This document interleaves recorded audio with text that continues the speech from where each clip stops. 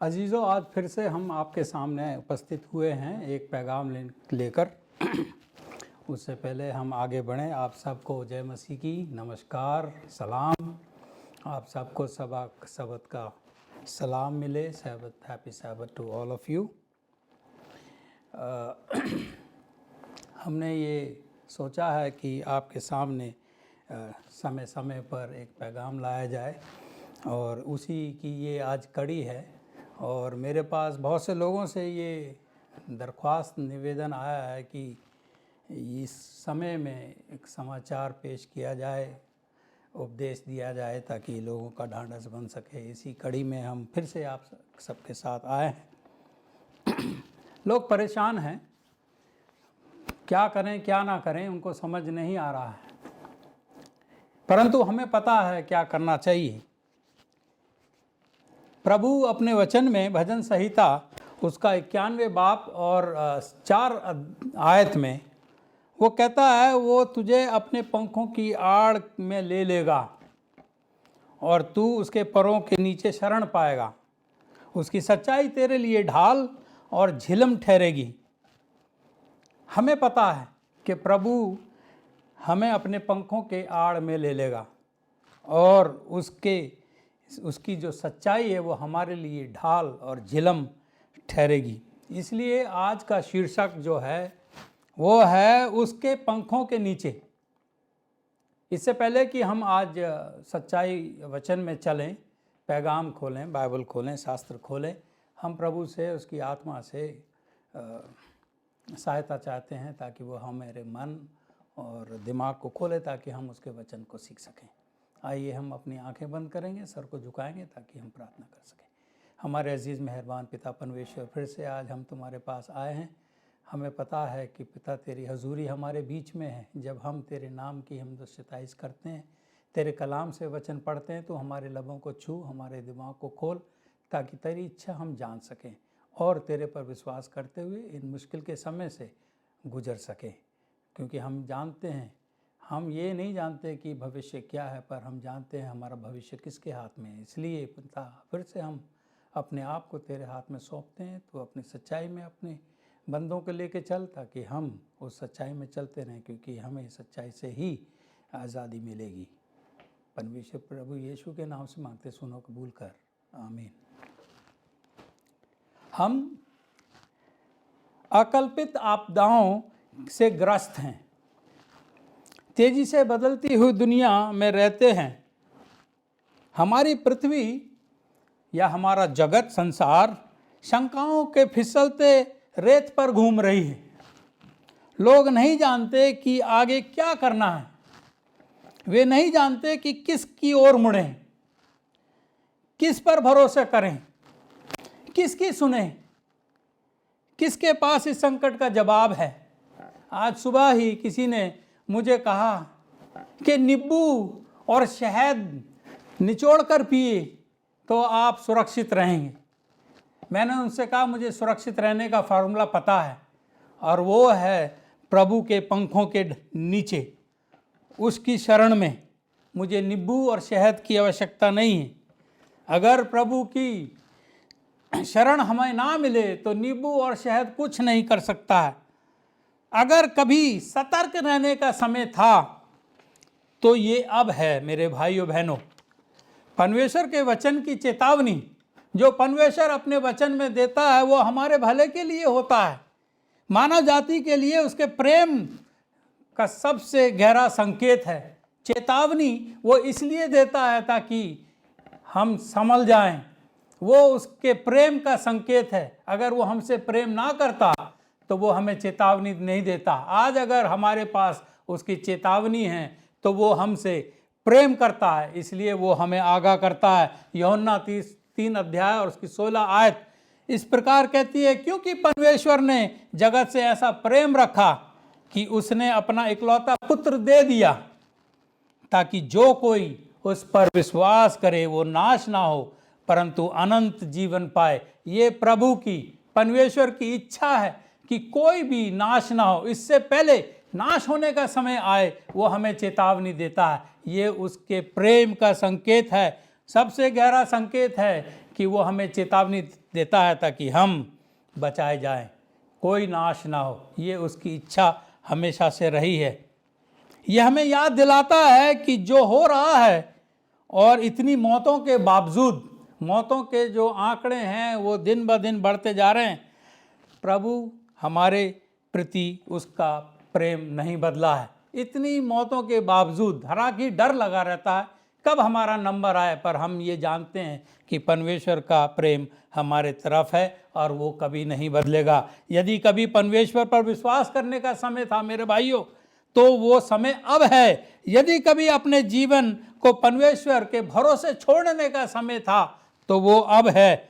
यदि कभी यीशु के साथ चलने का समय था तो वो अब है। जबकि कई लोग यीशु की वापसी की तैयारी कर रहे हैं, कई लोग राह देख रहे हैं कि परमेश्वर कब आएगा। कुछ लोग तो अनुमान लगा रहे हैं कि उसका आना एकदम निकट है, और ये वाकई सच भी है।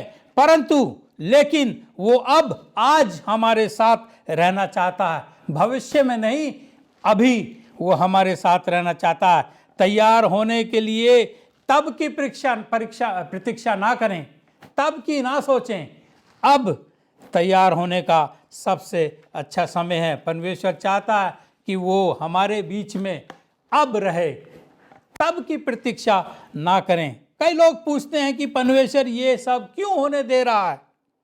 सच्चाई ये है मेरे भाइयों, मेरे बहनों, अजीजों, बच्चों, पृथ्वी के चारों कोनों में जो कुछ भी हो रहा है वो पहले से ही बाइबल में वर्णित है, पहले से ही बाइबल में दिया गया है। ये शास्त्र की अनिवार्य पूर्ति है।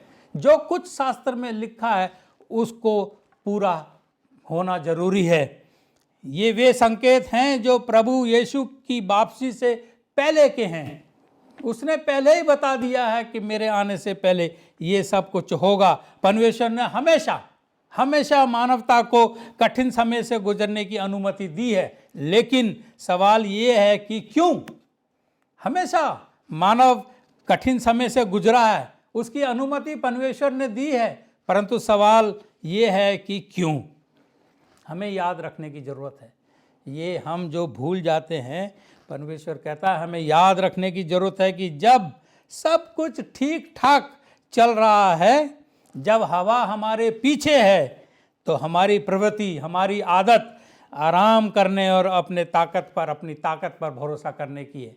जब सब ठीक ठाक चलता है, परमेश्वर को हम भूल जाते हैं, अपने ऊपर विश्वास करते हैं। जब हवा हमारे पीछे है तो हमें आराम करने की आदत है। कई लोग कल्पना करते हैं कि वे आत्मनिर्भर हैं, हमें किसी चीज़ की या किसी की ज़रूरत नहीं है। वे परमेश्वर को भूल जाते हैं, यहाँ तक कि उसका मजाक भी उड़ाते हैं कि परमेश्वर है ही नहीं, परमेश्वर क्या करता है, वो तो ना देखता है ना सुनता है। लेकिन इस तरह के क्षण हमें याद दिलाते हैं, हमें दिखाते हैं कि हम कुछ भी नहीं हैं। आज मनुष्य घबराया हुआ है, परमेश्वर को दर दर ढूंढ रहा है, क्योंकि उसे लगता है कि उसके बस में कुछ भी चीज़ नहीं है। आज ये ऐसे क्षण हमें दिखाते हैं कि हम कुछ भी नहीं हैं। पलक झपकते ही एक अदृश्य, एक ऐसा दुश्मन जो दिखाई नहीं देता है, सामाजिक वर्ग या जाति या स्थिति की चिंता किए बिना हजारों लोगों को जान ले रहा है। एक ऐसा दुश्मन जिसे हम देख नहीं सकते हैं, उससे हम बच भी नहीं सकते हैं, कुछ ऐसा कर भी नहीं सकते हैं, पर वो आकर हमारी जान ले रहा है। हजारों लोग मर रहे हैं। बड़ा अफसोस होता है कि कितने लोग आज ज़िंदगी और मौत के बीच में जूझ रहे हैं, कितने लोगों ने अपने अजीज़ों को खो दिया है। सुबह शाम हम इसलिए दुआ करते हैं कि पिता तो उन लोगों को शांति बख्श जो अपने अजीज़ों को खो चुके हैं, और उनके साथ हो जो इस बीमारी से जूझ रहे हैं। हम ये भी प्रार्थना करते हैं कि पिता होने दे कि ये शैतान की विजय ना हो। इसमें शैतान मुझे पता है कि हंसता होगा, क्योंकि उसने इस मानव जाति को परेशान किया है, परंतु ऐसे समय में हमें परमेश्वर की ऊपर भरोसा करना है। सवाल ये है कि अब ताकतवर लोग कहाँ हैं जो अपने आप को ताकतवर कहते थे, दुनिया के नेता कहते थे, आज वो भी पछाड़ दिए गए हैं। उनका पैसा, उनकी शक्ति इस वायरस को फैलने से रोकने के लिए कुछ नहीं कर सकती है। सब लाचार हैं, सब के सब मजबूर हैं। ऐसे समय में हमें पता चलता है कि वास्तव में हम कितने नाजुक और महत्वहीन हैं। हम कुछ भी नहीं हैं, क्योंकि ये जरा सा वायरस हर किसी को परेशान किए हुए है। ऐसे समय में हम एकमात्र परमेश्वर के सामने चिंतन करने और झुकते हैं। एक समय, इसी समय में जब सब कुछ फेल होता है तो लोग परमेश्वर को याद करते हैं। ऐसे समय में ही हम एकमात्र सच्चे परमेश्वर के सामने चिंतन करते और झुकते हैं। केवल जीवन के तूफानों में, सबसे कठिन समय में लोग परम प्रधान परमेश्वर के सामने नम्र होते हैं। जब तक सब कुछ ठीक ठाक है, अपने कार्य काम में लगे रहते हैं, चिंता भी नहीं करते हैं, उससे मदद भी नहीं मांगते हैं। परंतु ऐसे समय में, इस कठिन समय में लोग परम प्रधान परमेश्वर के सामने झुकते हैं, नम्र होते हैं, उसकी मदद मांगते हैं। भजन संहिता 119 और 71 आयत में दाऊद कहता है, मुझे जो दुख हुआ वो मेरे भला के लिए था। मुझे जो दुख हुआ वो मेरे लिए भला ही हुआ, जिससे मैं तेरी विधियों को सीख सकूं। परमेश्वर जब कुछ कठिनाइयाँ हमारे सामने लाता है तो उसका कुछ मकसद होता है। वो किसी मकसद से वो कठिनाइयाँ हम तक लाए हैं। एक विनाशकारी शैतानी फरिश्तों का समूह हमें दिखाई नहीं देते हैं, पर हम जानते हैं कि शैतान इस समय बहुत व्यस्त है। एक विनाशकारी शैतानी फरिश्तों का समूह है जो सुव्यवस्थित, ऑर्गेनाइज और अपने लक्ष्य के लिए प्रतिबद्ध, कमिटेड इस काम में लगा हुआ है। वो आराम से नहीं बैठा है।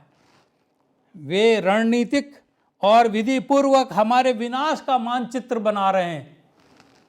वे हमें खत्म करने के तरीकों के बारे में सोच रहे हैं। वे कसरत से अपने होने वाले शिकार, हमें, हमारे जीवन की जांच कर रहे हैं। आज शैतान और उसके फरिश्ते हर मसीह पर विश्वास करने वाले के चरित्र की जांच कर रहे हैं कि कहाँ उसमें कमी पाई जाए।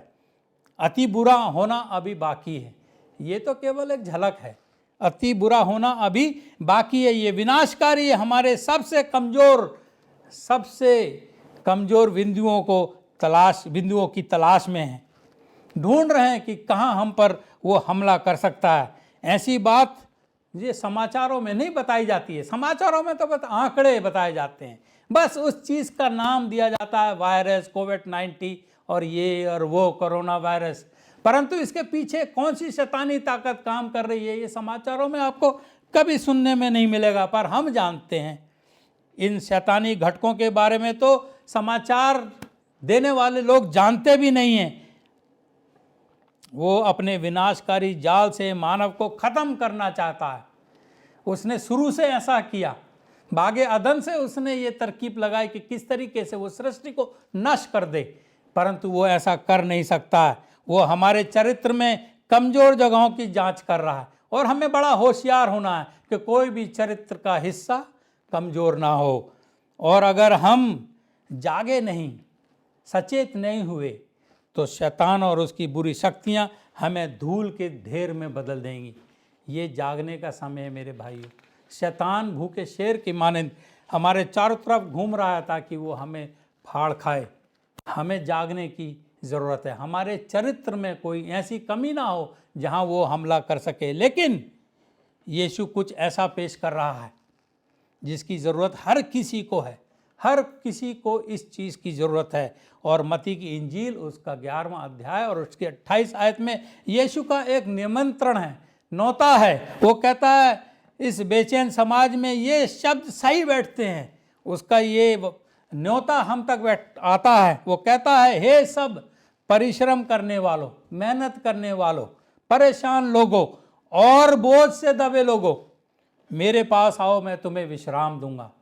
परमेश्वर बुलाता है, तुम जो परेशान हो, जो परिश्रम मेहनत कर रहे हैं, बच नहीं पा रहे हो, जो बोझ से दबे हैं, डरते हैं, डरे हुए हैं, ये कर रहे हैं, वो कर रहे हैं, फिर भी शंका लगी है कि हमारे ऊपर कहीं ये आपदा ना आ जाए। वो कहता है मेरे पास आओ और मैं तुम्हें विश्राम दूंगा। आज जो बुरा हो रहा है उसके अलावा धरती के छोर पर एक तूफान मंडरा रहा है। ये तो जो हो रहा है वो हो रहा है, परंतु इसके अलावा जो हमें और आपको नजर आता है दूसरों को नजर नहीं आता है। एक बड़ा तूफान मंडरा रहा है, परंतु यहोवा की महिमा करो, उसने सबसे बुरा अभी होने की इजाजत नहीं दी है। सबसे बुरा जो अभी होने वाला है उसके लिए अभी उसने इजाज़त नहीं दी है, उसने होने नहीं दिया है। वो अभी भी संघर्ष की आंधी रोके हुए है। स्वर्ग अपना काम पूरा कर रहा है। वो चाहता है कि पहले काम पूरा हो, फिर ये आंधियां इस जगत में, इस संसार में आएंगी। लोगों को बचाया जाना बाकी है और वो काम आपको और मुझे सौंपा गया है। इससे पहले कि महामारी आए, इससे पहले महामुसीबतें आए जो होनी अभी जरूरी हैं, परमेश्वर अपना काम कर रहा है। स्वर्ग अपना काम पूरा करना चाहता है, लोगों को बचाना बाकी है। दोस्तों, यदि आपने अभी तक मसीह को अपना जीवन नहीं दिया है तो ये सही समय है कि आप अपना जीवन मसीह के हाथ में दे दो। उसने वायदा किया है, हे बोझ से दबे लोगों, हे परिश्रम करने वालों, मेरे पास आओ और मैं तुम्हें विश्राम दूंगा। एलन जी वाइट की लिखी किताब जिसका टाइटल है शिक्षा, जिसका शीर्षक है शिक्षा, उसके पृष्ठ 169 और 6 पैराग्राफ में इस प्रकार से दिया गया है।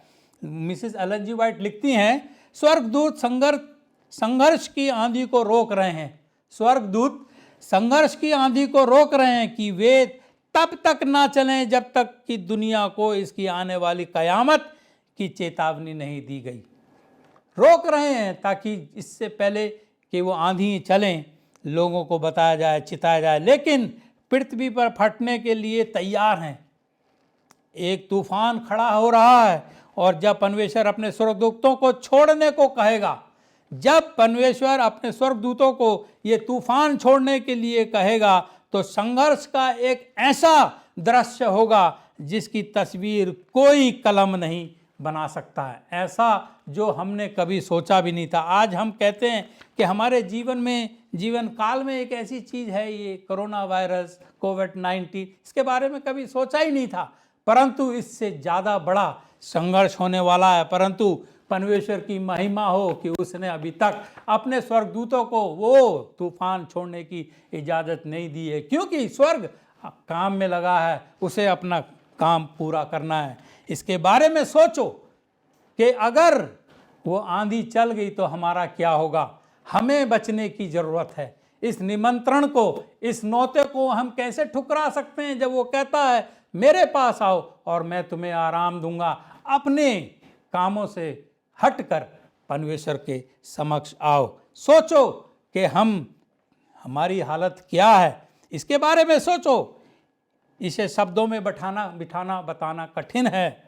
तो दोस्तों, हम तब तक इंतज़ार क्यों करें जब तक सारी दुनिया पूरी तरह से बेकाबू ना हो जाए? जब तक का इंतज़ार क्यों करें? ये तो जो आने वाला है उसकी केवल एक तैयारी है। हमें आगे के लिए तैयार होना है। मेरे भाइयों, बहनों, जवानों, बुजुर्गों, ये तूफान से छिपने की जगह तलाश करने की घड़ी है। जब वो तूफान आएगा, अभी तो हमें एक बस जायके भर मिला है, फिर भी हम परेशान हैं, टेस्ट भर मिला है, परंतु ये तूफान से छुपने की तैयारी की जगह समय है। तूफान से छुपने की जगह तलाश करने की घड़ी है, और वो छुपने की जगह है सर्वशक्तिमान परमेश्वर के पंखों के नीचे। रेगिस्तान से गुजरना हमें चरागाहों के आराम से कहीं अधिक सिखाता है। जब हम रेगिस्तान से गुजरते हैं, उसकी तपिश हमें लगती है, और वो वादियों में जब हम रहते हैं, रेगिस्तान हमें ज़्यादा सिखाता है। रेगिस्तान से गुजरना हमें चरागाहों के आराम से कहीं अधिक शिक्षा देता है। कितने लोगों ने प्रार्थना करनी छोड़ दी थी, कितने लोगों ने प्रार्थना करनी छोड़ दी थी, लेकिन अब वे फिर से प्रार्थना करना शुरू कर दी हैं। कितने लोगों ने आत्मिक रूप से सुस्त हो गए थे, आलसी हो गए थे कितने लोग, लेकिन अब परमेश्वर के साथ रिश्ते को बहाल करने के लिए जाग गए हैं। ये जो रेगिस्तान का सफ़र है ये हमारे लिए अच्छा है। बहुत से लोग जो परमेश्वर को याद नहीं करते थे अब उन्होंने उसको याद करना शुरू कर दिया है। जो लोग अपने ऊपर विश्वास करते थे, अपनी ताकत पर विश्वास करते थे, आज वो परमेश्वर की तरफ आंख उठा रहे हैं। जो लोग आलसी हो गए थे, आत्मिक तरीके से आलसी हो गए थे, अब वे परमेश्वर के साथ अपना रिश्ता बनाना चाहते हैं। कितने लोग भटक गए थे लेकिन इस संकट में परमेश्वर के पास आ गए, है नहीं? ये अच्छी बात। संकट हमें बहुत कुछ सिखाता है। जब तक सब चीज़ अच्छी थी हम भूल गए थे, सब कुछ वैसे ही चल रहा था, परंतु आज परमेश्वर हमें याद आ रहा है। परमेश्वर हमेशा हमारी स्थिति को बदलता नहीं है। जिस हालत में हम हैं उस हालत में रहने देता है। हमेशा हमारी स्थिति को बदलता नहीं है, लेकिन वो स्थिति को हमें बदलने के लिए उपयोग करता है। स्थिति नहीं बदलता, परंतु स्थिति के द्वारा हमें बदलने की कोशिश करता है। परमेश्वर इस समय को उपयोग उन लोगों के विश्वास को परखने के लिए कर रहा है जो उसकी सेवा करते हैं, जो अपने आप को उसके सेवक कहलाते हैं। ये कठिनाई के समय उन्हें परख रहे हैं कि वो वाकई कितने पानी में हैं। कई लोगों को पता चल रहा है कि उन्होंने अपना पूरा जीवन रेत पर अपने घर बनाने में बिता दिया, लेकिन अब वो घर ढह गए हैं। पूरा जीवन बेकार की चीज़ों में बिता दिया है। अब उन्हें पता चल गया है कि परमेश्वर ही वो चट्टान है जहाँ हमें घर बनाना चाहिए। अपना पूरा जीवन रेत पर अपने घरों को बनाने में लगा दिया, बिता दिया, लेकिन अब वे घर ढह गए हैं। एक बात निश्चित है, एक बात सच है, जो कोई भी चट्टान पर अपना जीवन बनाता है वो तूफानों से गुजरेगा और फिर भी अटल रहेगा। जो अपना जीवन, जो अपना घर परमेश्वर जो चट्टान है उस पर बनाता है, तूफानों से गुजरेगा तो जरूर, परंतु अटल रहेगा। तूफान हर किसी के पास आते हैं, कोई इससे अछूता नहीं है। मुश्किलें हर किसी के पास आती हैं, कोई इससे अछूता नहीं है, लेकिन वचन को सुनने और अभ्यास करने वालों के लिए ये खड़े रहने का समय है। अभ्यास करने वाले लोग ही इसमें खड़े रह सकते हैं। विश्वास करने वाले लोग और जो उसके वचन पर विश्वास करते हैं और उसका अभ्यास करते हैं वही लोग खड़े रह सकते हैं। न्यूयॉर्क के गवर्नर साहिबा ने एक बात कही। उन्होंने लिखा है कि इस क्वारंटाइन के समय जब हम लोगों को अलग कर देते हैं, जब उनको ये इन्फेक्शन हो जाता है, ये बीमारी लग जाती है, उनको अलग बंद कर देते हैं। कोई 14 दिन के लिए, कोई 21 दिन के लिए, अब तो कोई 30 दिन के लिए भी बंद रखना पड़ता है, क्योंकि फिर से ये बीमारी उभर आती है। उन्होंने इस संबंध में कहा है कि हमें सामाजिक रूप से अलग रहना चाहिए, लेकिन आत्मिक रूप से जुड़ा रहना चाहिए। सामाजिक रूप से हम अलग रहें, परंतु आत्मिक रूप से हमें जुड़ा रहना चाहिए। परंतु सवाल ये है कि हम ऐसा कैसे कर सकते हैं? हम ऐसा कैसे हम आत्मिक रूप से जुड़े रह सकते हैं? एक कहानी, एक हादसा, एक वाक्य, हादसा नहीं कहना चाहिए, एक वाक्य जो है पौलुस की ज़िंदगी में बीता, और वो हम पवित्र शास्त्र से पढ़ना चाहते हैं। अगर आपके पास पवित्र शास्त्र है, आप बाइबल लेके बैठे हैं, तो प्रेरितों के काम और उसका 27वां अध्याय खोल लें। इसमें पौलुस की एक कहानी लिखी गई है और मैं एक कुछ आयतें जो हैं यहाँ से पढ़ना चाहता हूँ। आपको पता है कि पौलुस को सज़ा देनी थी, उसको बंदी बनाना था, परंतु उसने ये दुहार लगाई कि मैं रोमी हूँ और मेरा फैसला आप नहीं कैसर ही करेगा। जब ये उन्होंने जाना कि ये रोमी है और उसको कैसर जाने का उसका इंतज़ाम कर दिया, इटली जाने का इंतज़ाम कर दिया। 26वें अध्याय और उसकी 32 आयत कहती है, अग्रिप्पा ने फेस्तुस से कहा, यदि ये मनुष्य मतलब पौलुस कैसर की दुहाई ना देता तो छूट सकता था, परंतु अब जो है उसको कैसर के पास जाने का इंतज़ाम कर दिया। तो जब ये निश्चित हो गया, पहली आयत 27 अध्याय की पहली आयत कहती है, जब ये निश्चित हो गया कि हम जहाज द्वारा इटली जाएं, तो उन्होंने पौलुस और कुछ अन्य बंदियों को भी एक जो सरदार था उसके हवाले कर दिया, सूबेदार के हवाले कर दिया और उन्होंने एक सफ़र चालू किया।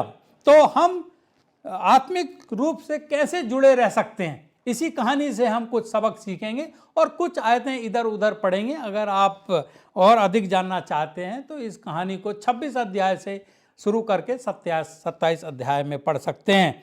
तो एक बात तो ये है कि हम क्या कर सकते हैं आत्मिक रूप से जुड़े रहने के लिए। नंबर 1, पहली बात कि अपने जीवन को व्यवस्थित या हल्का करें। अपने जीवन को हल्का करें। जो बोझ हमारे जीवन में हैं, जो हमें डुबा सकते हैं, जो बोझ हमारे कंधों पर है, उसे हम हल्का करें। जब पौलुस तूफान से लड़ रहा था, इसी अध्याय में लिखा गया है, जब पौलुस तूफान से लड़ रहा था तो उसने 27 अध्याय 18 और 19 में ये कहा, 27 की 18 और 19, जब हमने आंधी से बहुत हिचकोले और धक्के खाए तो दूसरे दिन वे जहाज का माल फेंकने लगे, जहाज को हल्का करने लगे। क्यों? क्योंकि अगर माल भरा रहेगा तो जहाज भारी रहेगा और डूब जाएगा। 19 आयत कहती है, और तीसरे दिन उन्होंने अपने हाथों से जहाज का साज सामान भी फेंक दिया, जितना भी। तो पौलुस क्या कहता है, इसकी कहानी से हमें एक सबक मिलता है कि हमें जो है अपने जीवन को हल्का करना है, अपने जीवन को हल्का करना है। इस संकट की घड़ी में हो सकता है कि हमारे जीवन में कुछ ऐसा हो जिसे हमें उखाड़ फेंकना है, कुछ ऐसा बोझ हो जो हमारे कंधों पे लदा है, और शायद आत्मनिर्भरता का, अपने ऊपर भरोसा करने का, या ऐसा कुछ बोझ। जबकि परमेश्वर कहता है, मेरे पास आओ बोझ से दबे लोगों, विश्राम करने वाले लोगों, मेरे पास आओ, मैं तुम्हें आराम दूंगा। परंतु इस संकट की घड़ी में हो सकता है कि हमारे जीवन में कुछ ऐसा हो जिसे हमें उखाड़ फेंकने की आवश्यकता है। उन चीज़ों को छोड़ दें जो मसीह के साथ हमारे रिश्ते को रोक रही हैं। वे हमारी नाव को डुबा सकती हैं। जैसे पौलुस और उसके साथियों ने अपने जहाज को हल्का किया, हमें भी इन चीज़ों से, ये दुनियावी चीज़ें जो हमें घेरे हुए हैं, जो हमारा लगाव दुनियावी चीज़ों से, उसको ज़रा अलग करें। अगर डूबना नहीं है तो अपनी किश्ती को हल्का करें, नहीं तो ये जो साज सामान हैं, जो हमारे साथ जुड़े हुए हैं, जो हमारी आदतें हैं, जो हम करते हैं, अगर वो हम अपने जीवन से उन्हें अलग ना करेंगे तो वो हमें हमारी किश्ती को डुबा देंगी। तो पहली चीज़ है कि हम अपने जीवन को हल्का करें, वजन अपने हाथों से उसे उतार दें, और इस वजन को उतारने में परमेश्वर हमारी मदद करेगा। उसने तो पहले ही हमें न्योता दिया है कि तुम मेरे पास आओ और मैं तुम्हें विश्राम दूंगा, परिश्रम करने वालों मेरे पास आओ। दूसरा, हम किस तरीके से आत्मिक तौर से जुड़े रह सकते हैं? आत्मिक रूप से स्वयं को पोषण करें। ये समय भोजन खाने की है। जब आदमी लड़ाई लड़ने जाता है तो उसे खाना पड़ता है, कमज़ोर आदमी लड़ाई लड़ नहीं सकता। इसीलिए हमें आत्मिक भोजन पोषण करने की ज़रूरत है, खाने की ज़रूरत है। जिस्मानी पोषण तो हम खाते ही हैं, परंतु आत्मिक, अगर आप आत्मिक तौर से कमज़ोर हैं, उसके साथ जुड़े हुए नहीं हैं, उसकी ताकत, उसकी शक्ति प्राप्त नहीं करते हैं, तो ये समय है कि हम आत्मिक पोषण ग्रहण करें। और ये आत्मिक पोषण हमें कहाँ मिलेगा? शहर में सबसे अच्छा भोजन परमेश्वर के जीवित और संपन्न वचन का है, और कहीं नहीं मिलेगा। किसी होटल में नहीं मिलेगा, रेस्टोरेंट में नहीं मिलेगा। परमेश्वर के वचन का भोजन सबसे स्वादिष्ट और ताकतवर है।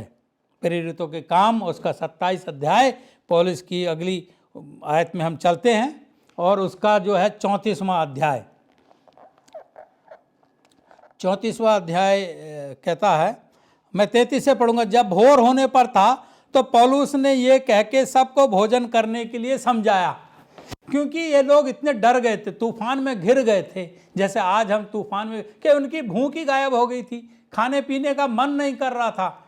ये इस कहानी से हम आत्मिक सबक सीखना चाहते हैं। तो पौलुस ने, जब सुबह होने लगी तो पौलुस ने उनसे कहा, सबको भोजन करने के लिए समझाया। आज 14 दिन हुए कि तुम आस देखते देखते भूखे रहे कि कब ये तूफान ठपेगा, कब हम फिर से ये करेंगे। बहुत से लोग इसी उसमें हैं कि तूफान ख़त्म हो, ये कोविड-19 ये सब ख़त्म हो, फिर हम दुनियावी चीज़ों में लग जाएं, फिर हम ये करें, फिर हम वो करें। तो कहता है आज 14 दिन हुए कि तुम आस देखते देखते भूखे रहे और कुछ भोजन ना किया, इसलिए तुम्हें समझाता हूँ। पौलुस कहता है कि कुछ खा लो जिससे तुम्हारा बचाव हो, क्योंकि तुम में से किसी के सिर का एक बाल भी ना गिरेगा। घबराओ मत, डरो मत, अपनी भूख प्यास को छोड़ो मत। ये जो हमारी आत्मिक भूख है, डर के मारे से छोड़ने की जरूरत नहीं है, और खाने की जरूरत है, क्योंकि हमें मुकाबला करना है शैतान से, हमें एक जंग लड़नी है। पौलुस कहता है इन दूसरे जो बंदी थे, दूसरे जो कैदी थे, कि फिक्र मत करो, कुछ भी नहीं होगा। मुझे पता है, परमेश्वर ने मुझे बताया है, कुछ भी नहीं होगा, इसलिए तुम खाओ। 22 आयत में लिखा है, पौलुस ने उनसे कहा, 22 आयत कहती है, परंतु अब मैं तुम्हें समझाता हूं कि ढांढस बांधो, क्योंकि तुम में से किसी के प्राण की हानि ना होगी, पर केवल जहाज की। क्योंकि परमेश्वर जिसका मैं हूं और जिसकी सेवा करता हूं, उसके स्वर्गदूत ने आज रात मेरे पास आकर कहा, हे पौलुस मत डर, तुझे कैसर के सामने खड़ा होना अवश्य है। कैसर के पास खड़ा होना अवश्य है, हमें गवाही देने की जरूरत है। कैसर के पास क्यों गया? वो फैसला सुनने तो गया, उसका फैसला होना था, परंतु कैसर के पास पहुंच के उसने परमेश्वर की गवाही दी। आज हमें इस तूफान से गुजर कर कैसर के सामने जरूर जाना है, गवाही हमें देनी है।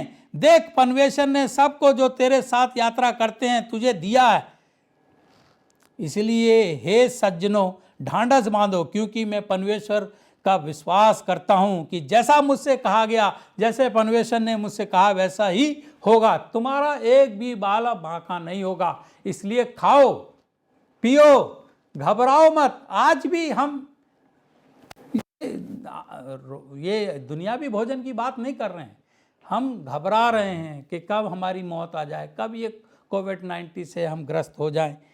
परंतु पौलुस हमें सिखाता है कि हमें तो जंग लड़नी है, ये आत्मिक भोजन हमें करना है, ताकि हम उस भोजन को खा के ताकतवर बने और उसका मुकाबला करें।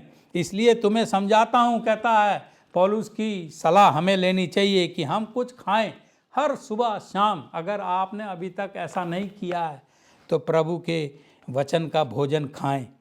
यदि हम परमेश्वर के वचन से पोषण लेते रहेंगे तो हमें कुछ नहीं होगा, कुछ नहीं होगा, एक बाल भी बांका नहीं हो। मुझे बड़ी खुशी है, मुझे अभी तक, हालांकि आज अभी 1 घंटे पहले मेरे पास एक मैसेज आई कि हमारे कुछ लोगों को कोरोना से ग्रस्त हो गए हैं, उनके लिए प्रार्थना करें। परंतु अभी तक ऐसी कोई समाचार हम तक नहीं पहुंचा है कि किसी की मृत्यु हुई हो।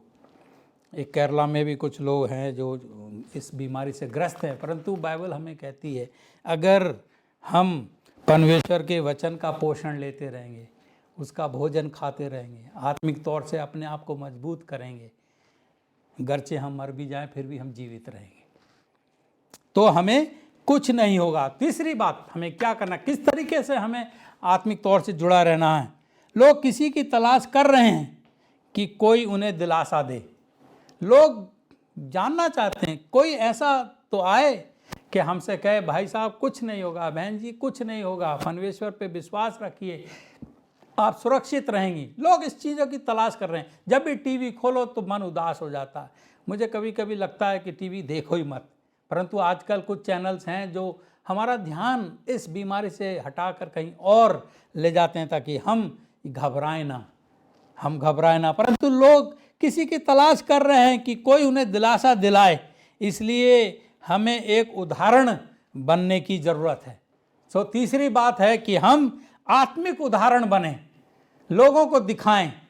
मैं आज एक से बात कर रहा था कि हमें लोगों को ये पूछना चाहिए कि सेवंथ डे एडवेंटिस्ट लोगों को ये कोरोना वायरस क्यों नहीं लग रहा है, ये लोग क्यों नहीं मर रहे हैं, और वो हमारे लिए गवाही का अच्छा मौका होगा।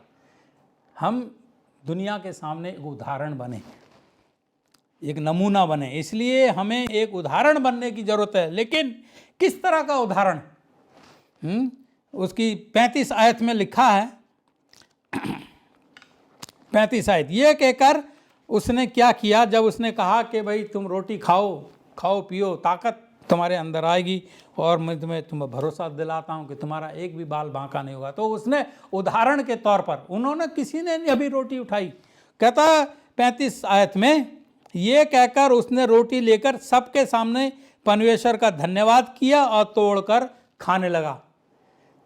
पहले रोटी ली, फिर उसके लिए आशीष मांगी और फिर खाने लगा, ताकि उसको खाता देखकर दूसरे लोग भी खाना शुरू कर दें। हमें उदाहरण बनना है। पहले हम प्रार्थना में जाएं, पहले हम वचन के अध्ययन करें। अगर परिवार में और सज्जन लोग हैं और भी परिवार के लोग हैं तो हमें उदाहरण बनना है। पोषण हम पहले लेना शुरू करें, धन्यवाद करें और खाना शुरू करें, तब वे सब भी ढांढस बांधकर भोजन करने लगे। कितनी बड़ी बात है। अगर आप आत्मिक भोजन लेना शुरू करेंगे तो दूसरे लोग भी आपके साथ भोजन खाना शुरू कर देंगे। मैं आत्मिक भोजन की बात कर रहा हूँ, दाल चावल की बात नहीं कर रहा हूँ। आत्मिक भोजन। तो आपको और मुझे एक उदाहरण बनना है। मुझे खुद पहले आगे बढ़कर आत्मिक भोजन लेना है। ध्यान दें कि उसने क्या किया, पहले रोटी ली, फिर धन्यवाद किया और फिर उसने रोटी तोड़ी और खाया, परमेश्वर का धन्यवाद किया और खाने लगा, ताकि दूसरे सैनिक उसे खाते हुए देखकर वो भी खाते। क्या हम ऐसा कर रहे हैं? जिन लोगों ने या जिन लोगों का अभी तक परमेश्वर पर विश्वास नहीं है, क्या हम उनको विश्वास दिला रहे हैं किसी तरीके से? क्या हमारी ज़िंदगी या हमारा प्रार्थना करने का जीवन उनको एक उदाहरण दे रहा है? उन्होंने डर के कारण अपनी आशा और भूख छोड़ दी थी। बहुत से लोग इस डर के मारे, उन्हें भूख नहीं लग रही, आशा नहीं है, लेकिन जब उन्होंने पौलुस को खाते देखा तो उन्होंने भी उसका उदाहरण लिया और खाना खा लगे। जो आ रहा है वो बहुत बुरा है। जो आ रहा है, जो हो रहा है वो नहीं, जो आ रहा है वो बहुत बुरा है। आमोस की किताब उसका 8वां अध्याय और 11 और 12 आयत क्या कहती है? परमेश्वर यहोवा की ये वाणी है, देखो ऐसे दिन आते हैं जब मैं इस देश में महंगाई करूंगा, उसमें ना तो अन्न की भूख और ना पानी की प्यास होगी, परंतु यहोवा के वचन के सुनने की भूख और प्यास होगी। एक ऐसा समय आ रहा है कि लोग भटकते रहेंगे कि कोई उन्हें ढांढस बताए, कोई उन्हें परमेश्वर के लिए रास्ता दिखाए, परंतु वो ये कह रहा है कि काल आएगा। आमोस कहता है काल आएगा भूख और प्यास की नहीं, परंतु यहोवा के वचन के सुनने की भूख और प्यास। और तब लोग यहोवा के वचन की खोज में समुंदर से समुंदर और उत्तर से पूरब तक मारे मारे फिरेंगे, परंतु उसे ना पाएंगे।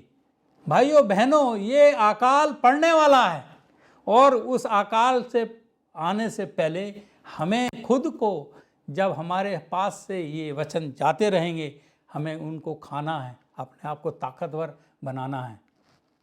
चौथी बात जो हमें आत्मिक तौर से जोड़ सकती है या जुड़े रख सकती है, वो 27वां अध्याय उसकी 25 आयत में लिखी है। पौलुस कहता है, इसलिए हे सज्जनों ढांढस बांधो, क्योंकि मैं परमेश्वर पर विश्वास करता हूँ। चौथी बात है परमेश्वर पर विश्वास करना। और वो कहता है कि जैसा मुझसे कहा गया है, परमेश्वर ने जैसा मुझसे कहा है वैसा ही होगा। मैं परमेश्वर पे विश्वास रखता हूँ कि जैसा उसने कहा है वैसा ही, इसलिए ढांढस बांधो। परमेश्वर ने हमसे क्या कहा है?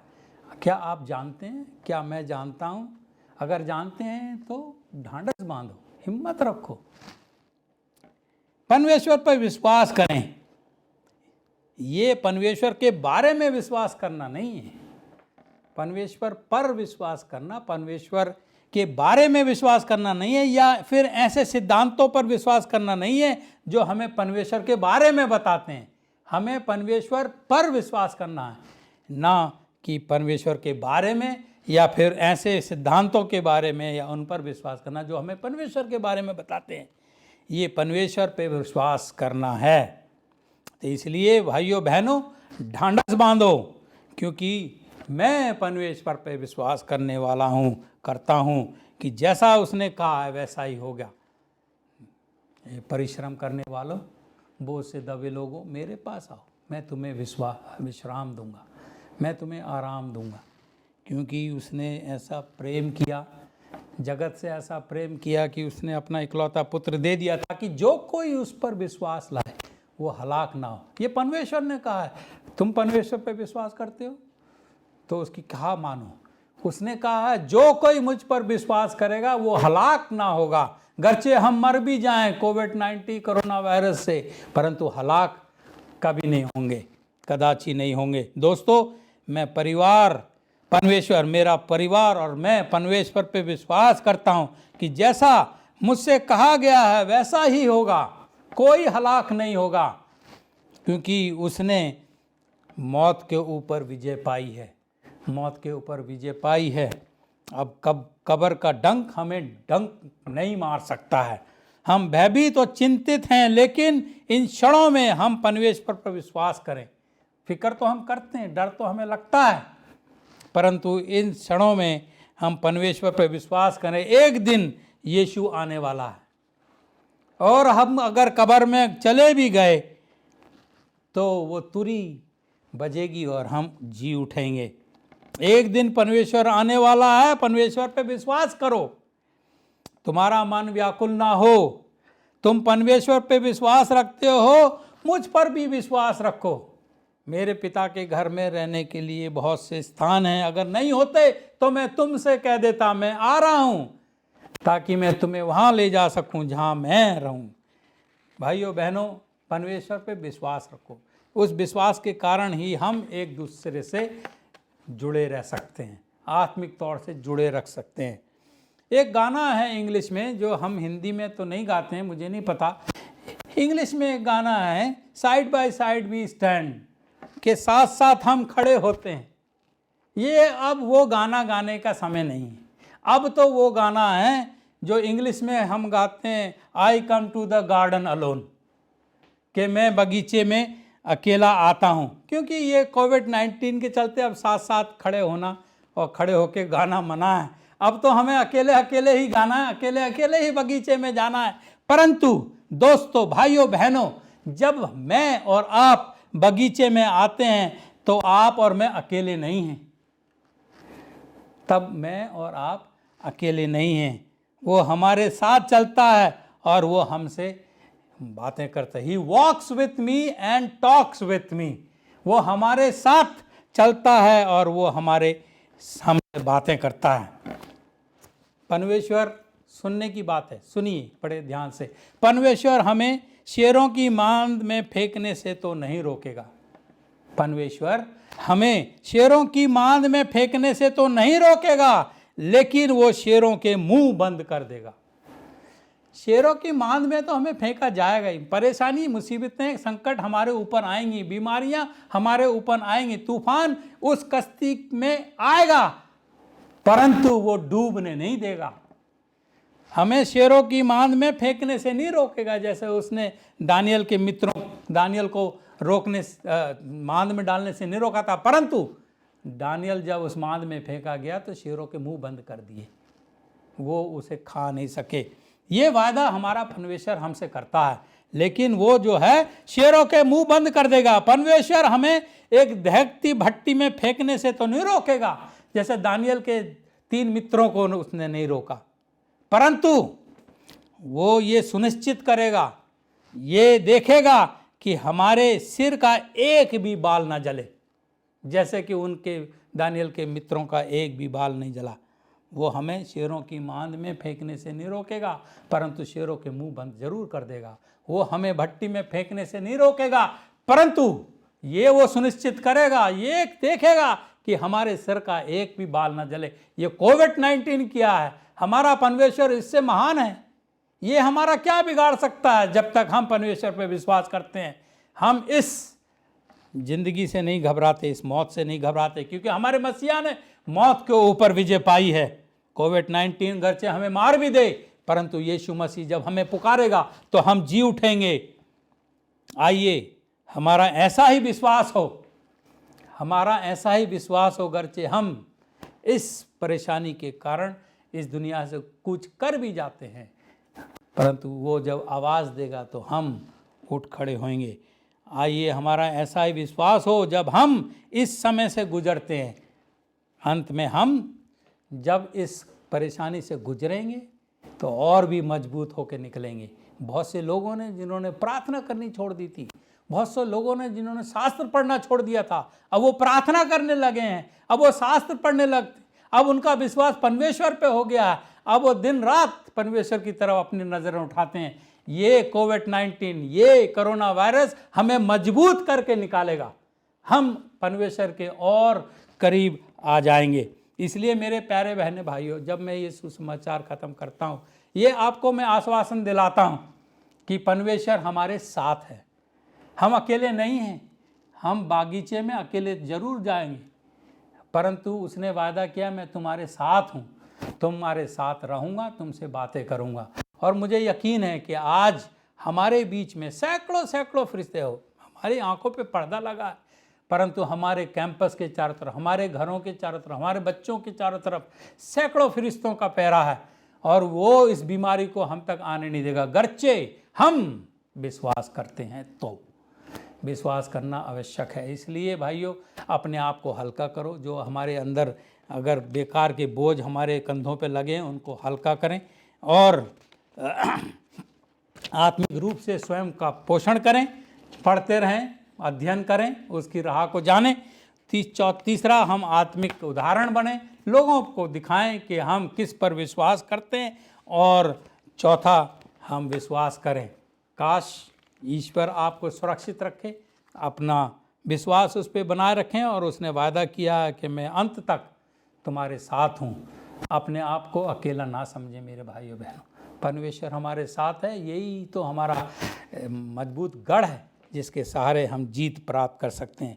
अगले सप्ताह हम फिर आपके सामने आएंगे एक पैगाम लेकर, और अभी से हम बताना चाहते हैं ताकि आप उसके बारे में सोचते रहें। अगले हफ्ते फिर एक पैगाम, अगर ईश्वर ने हमें सही सलामत रखा, जिंदगी ज़मीन पे हम जिंदे रहे, और हमें विश्वास है कि हम रहेंगे, तो एक और पैगाम आपके सामने हम पेश करेंगे जिसका शीर्षक है, क्या आपके हाथ खून से रंगे हैं। बड़ा अजीब और गरीब शीर्षक है, क्या आपके हाथ खून से रंगे हैं।